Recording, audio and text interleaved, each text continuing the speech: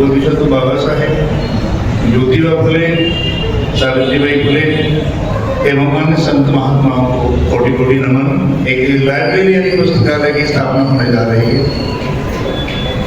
ये उद्देश्य इसलिए है, नाम पढ़ करके भी ये मैसेज जाता है कि इस जगत में, भारत में जब शिक्षा की शुरुआत भी नहीं थी, दुनिया में हार्वर्ड यूनिवर्सिटी का नाम आता था 1663 ईस्वी में। हार्वर्ड में यूनिवर्सिटी, यूएस में यूनिवर्सिटी स्थापित हो चुकी थी और वो चलते चलते चलते कम से कम 250 वर्ष लग गए ये विचार आने में भारत में। और 1842 में जो सत्य शोधक समाज के संस्थापक थे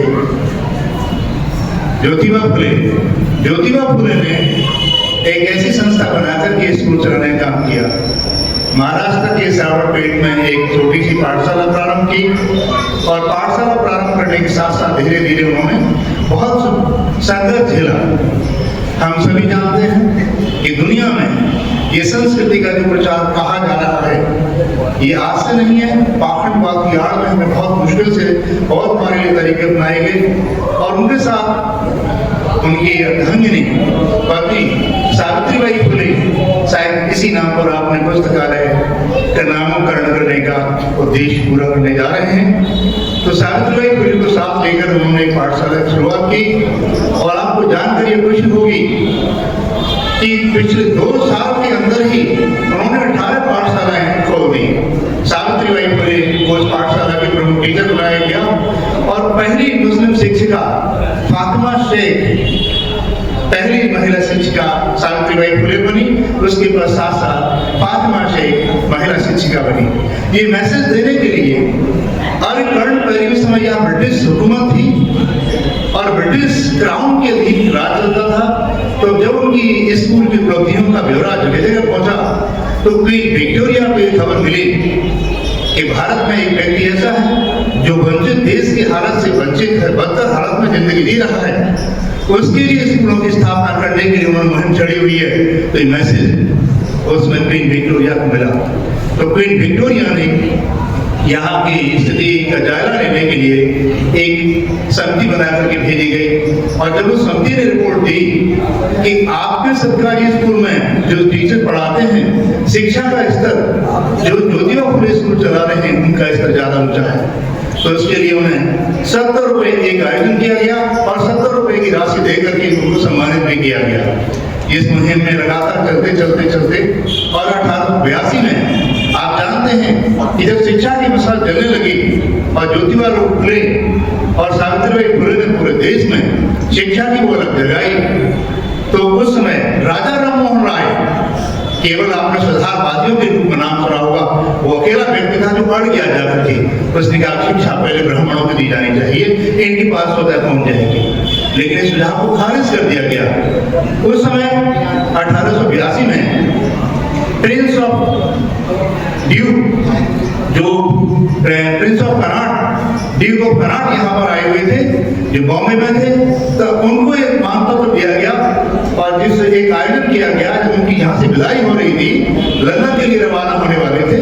तो लंदन के लिए रवाना होते समय उनको एक मैसेज दिया गया और एक आयोजन किया गया, तो उसमें सभी आमंत्रित किए गए।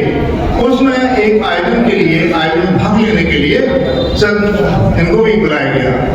जब ज्योतिबा फुले जानबूझ करके फटी हुई पगड़ी, फटा हुआ कुर्ता और धोती और एक कंधे पर कम्बल रख के, आप शायद जैसे फोटो में देखते होंगे, जान करके पहन करके पहुंचते हैं तो वहां उनको रोक दिया गया कि क्योंकि ज्यादातर राजा महाराजा को आमंत्रित किया गया था, राजा महाराजा को आमंत्रित किया गया, तो आप नहीं जा सकते, आप इस सम्मेलन में भाग नहीं ले सकते। लेकिन फिर उनको कार्ड दे करके रोक नहीं पाए। जब अंदर पहुंचे तो उन्होंने भाषण भी दिया, अच्छे से दिया और अंग्रेजी में। वहां पर जो ड्यूक ऑफ कनाट थे उनको उन्होंने कहा, मानपत्र दिया कि क्वीन जब आप लंदन जाएं तो क्वीन विक्टोरिया को मैसेज दे देना कि भारत के लोगों की दशा ऐसी है जैसे मैं कपड़े पहनता हूँ। यहाँ जितने राजे रजवाड़े, वहाँ फ्री पर सिस्टम था, ब्रिटिश हुकूमत थी, तो जो राजे रजवाड़े आए हैं उनको फ्री पर सिस्टम के ये हकदार हैं, अच्छी सी ड्रेस पहनते हैं। भारत की तस्वीर ये नहीं है, भारत की तस्वीर ये है जो मैं पहन करके आया हूँ। ये मैसेज दे देना। और ये हमें ब्रिटिश सरकार हमारे लिए अंग्रेजी शिक्षा की व्यवस्था की, और ये इस तरह से आप जानते हैं, मैं अकेला नहीं जानता, बहुत सारे लोग जानते हैं कि जब 14 करोड़ अनटचेबल्स थी, 14 करोड़ अंशुओं की प्रतिनिधित्व बनकर के बाबा साहब 12 नवंबर 1930 में राउंड टेबल कॉन्फ्रेंस में पहुंचते हैं। तो आप सब जानते हो बाबा साहब ने ब्रिटिश राउंड टेबल कॉन्फ्रेंस से में जो उस समय गवर्नर जनरल थे और जो वहां के पंचम थे, ब्रिटिश प्राइम मिनिस्टर से सवाल पूछा कि क्या बताया जा सकता है पिछले 150 वर्षों के शासन काल में ब्रिटिश सरकार ने भारत में हमारी अनटचेबिलिटी मिटाने के लिए, छुआछूत को मिटाने के लिए और हमारी दशा में सुधार करने की क्या प्रश्न उठाया, क्या कोई मुद्दा उठाया है? ब्रिटिश क्राउन का से भी नीचे झुके आ था। तो ऐसे एक मुद्दा नहीं, आप जानते हैं भारत की स्थिति क्या हो रही है। भारत की स्थिति को जानने के लिए ये मंच ऐसा है, अवसर ऐसे हैं, लाइब्रेरी गोल्डन ऐसा है कि हमें लाइब्रेरी के माध्यम से जगह जगह हम इन चीजों को, जानकारियों को फैला सकते हैं। आप जानते हैं आप क्या हो रहा है, डैम की रिपोर्ट आप देखें, वैरायटी ऑफ डेमोक्रेसी की रिपोर्ट में ये कहा गया है कि भारत खतरनाक तानाशाही की ओर बढ़ रहा है। आप देख रहे हैं कि पार्लियामेंट में सैंक्ड़ों स्थापित कर दिया गया है, चोर राजाओं की निशानी, क्योंकि हम मानते हैं डेमोक्रेसी क्या है, डेमोक्रेसी सिस्टम को वो नहीं मानते। आज आपको सामने ऐसी सी तस्वीरें जो मैं आपने पहले ही वार्निंग दी है, समय का अभाव है, मैं बहुत निम्न बिंदु जरूर रखना चाहूंगा। देखिए हमारे लोगों के साथ में क्या हो रहा है, 13,000 स्टूडेंट्स ऐसे हैं जो IIT, IIM और IIMS में एडमिशन लेने के बाद या तो वो एट्रोसिटीज के शिकार हुए हैं या उनको किसी तरीके से प्रताड़ित किया गया है और आत्महत्याओं की घटनाएं बहुत बढ़ रही हैं। मैं देश के कई सारे संगठनों से जुड़ा हुआ हूँ, एक अभी ग्रुप है बनाए बाबा Saheb Ambedkar association of engineers, उनके लिए वो स्ट्रगल कर रहे हैं। IIT में स्टूडेंट में दाखिला नहीं हुआ तो उसके लिए प्रयास किया गया। तो इस तरह की जो रिपोर्ट है कि 13,000 स्टूडेंट्स क्यों आज ऐसा सुसाइड करने जा रहे हैं, क्यों बाहर हैं, इनके लिए कौन देखेगा? एक केस है वर्धमान महावीर मेडिकल कॉलेज का। वर्धमान महावीर मेडिकल कॉलेज में MBBS के फर्स्ट ईयर के 22 स्टूडेंट को 2 साल फेल किया गया। लेकिन जब बाद में इस मामले में पिटीशन दायर की गई हाई कोर्ट में, ऑनरेबल हाई कोर्ट दिल्ली ने डिसीजन दिया और डायरेक्शन दिया कि इनकी परीक्षा मिलिट्री हॉस्पिटल से कराई जाए, और जब ये मिलिट्री हॉस्पिटल के माध्यम से परीक्षा आयोजित कराएगी तो वो सभी छात्र पास हो गए। आप सब जानते हैं कि हमारे देश की तस्वीर कैसी है। रोहित वेमुला अभी तक आग ठंडी नहीं हुई है। रोहित वेमुला जो आंध्र प्रदेश हैदराबाद सेंट्रल यूनिवर्सिटी का स्टूडेंट था, क्यों मार दिया गया? PhD का छात्र था, इसलिए उसको झुक करके चलने की आदत नहीं थी। दिल्ली यूनिवर्सिटी का इवनिंग कॉलेज का छात्र, इवनिंग कॉलेज का छात्र अक्षय प्रकाश भी इसीलिए मार दिया गया था कि उसको भी झुककर चलने की आदत नहीं थी और दूसरे के चुनाव में हिस्सा लेने जा रहा था। अभी आप देख रहे हैं गोहाना में, मिर्चपुर में एक स्टूडेंट को इसलिए मार दिया गया, ऐसे समाज की बच्ची को इसलिए मार दिया गया, वो पब्लिक एडमिनिस्ट्रेशन की पढ़ाई का जज्बा उठाने जा रही थी। हादस की घटना देख रहे हैं, ये अंधभक्ति की प्रयोगशाला है, काटने का इससे अच्छा तरीका कोई नहीं है। आप तो लाइब्रेरी बनाने जा रहे हैं, अंधभक्ति की प्रयोगशालाएं उनमें ये प्रयोग किए जा रहे हैं और उनको ये समझाया जा रहा है कि आप हाथरस की घटना देखिए। हमारे हाथरस में एक दलित बच्ची की हत्या होती है, एक भी उसकी याद में शहादत मनाने वाली कितनी बच्ची हमारी गई हैं, एक भी कैंडल मार्च नहीं निकला और एक लड़की की डेथ हुई थी। उसके लिए पूरा देश बड़ा, पुलों का नाम, नदियों का नाम, झीलों का नाम, एयरपोर्ट का नाम और एक्ट बन गया। लेकिन इस तरह की बच्चियां जो मर रही हैं उनके लिए किया एक भी कैंडल नहीं, किसी पुरस्कार वाले ने पुरस्कार वापस नहीं किया। तो ये तस्वीर कहाँ, कौन देखेगा इन चीजों को? ऐसी तस्वीरें सामने आने वाली हैं कि हमारे लोग खड़े कर देने वाली हैं। मैं एक राजस्थान के एग्जाम्पल दूंगा। सुरेश माने नाम की एक IAS है और एक महिला IAS थी। जब उनको सीनियरिटी में आने के बावजूद भी प्रमोशन नहीं दिया गया और हकदार था चीफ सेक्रेटरी तक बनने के लिए, तो उन्होंने मध्य प्रदेश में, मध्य प्रदेश की घटना है, तो उन्होंने वहां पर एक घोषणा कर दी थी कि यदि हमें हमारा प्रमोशन नहीं दिया गया तो हम इस नर्मदा नदी में डूब करके हम जल समाधि ले लेंगे। ऐसे ऐसे कांड हो रहे हैं। आज आए दिन आप देख रहे हैं क्या हो रहा है, हमारे भारत की स्थिति क्या हो रही है, हमारे बच्चों की दशा क्या हो रही है। 49,000 करोड़ सरकारों का जो फंड होता है, एक पार्लियामेंट की बुकलेट आती है जिसमें बजट पारित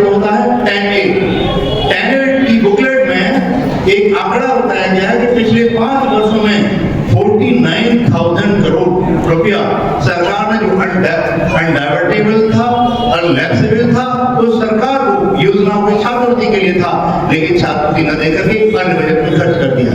तो हमारे संसद में, हमारे पार्लियामेंट में कोई प्रश्न ही नहीं पूछता, क्योंकि हमारे 132 सांसद जो बैठे हैं, यदि वो सवाल पूछने की हिम्मत करें तो वो जान जाएंगे कि हम क्या चाहते हैं। बड़े इतिहास की जरूरत नहीं है। आप हमारे थे, अभी यहाँ मैं एक एग्जाम्पल के रूप में आपको बताऊं तो अभी हम संगठनों से जुड़े हैं। यहाँ बहुत से लोग जानते होंगे, यहाँ से करीब 30-35 किलोमीटर दूरी पर एक मसौदा है, जहाँ पर डॉक्टर B.R. अम्बेडकर एकेडमी चल रही है।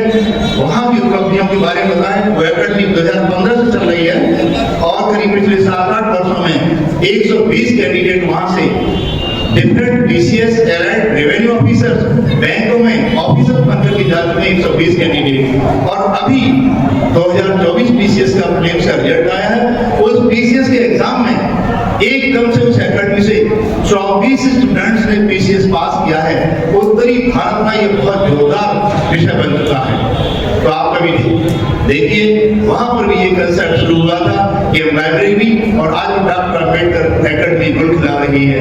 हमें ऐसे छोटे-छोटे काम करने होंगे। मेरा होम डिस्ट्रिक्ट हाथरस है। मैं अपने ही पिताजी की याद में मैंने अपने गांव हाथरस में 21 दिसंबर को लाइब्रेरी की स्थापना की है, और उस लाइब्रेरी में आज कम से कम नहीं, गांव के बच्चों के अलावा 18-20 गांवों से लोग आए थे और लाइब्रेरी देख करके। ये हमें चिंगारी बीज बोने होंगे, इस तरह की तैयारियां हमें करनी होंगी। हमें कौन बताएगा जब तक हमारे पास इस तरह के संसाधन नहीं होंगे। हमारी महिलाओं की तरक्की, बाबा साहब ने भी कहा था, I measure the progress of a community by the degree of progress which women have attained। मैं किसी समाज की प्रगति इस बात से करता हूँ कि समाज की महिलाओं ने कितनी तरक्की की है। तो मैं देख रहा हूँ कि हमारी महिलाओं की संख्या यहाँ बड़ी कम है। ये संख्या हमें बढ़ानी होगी।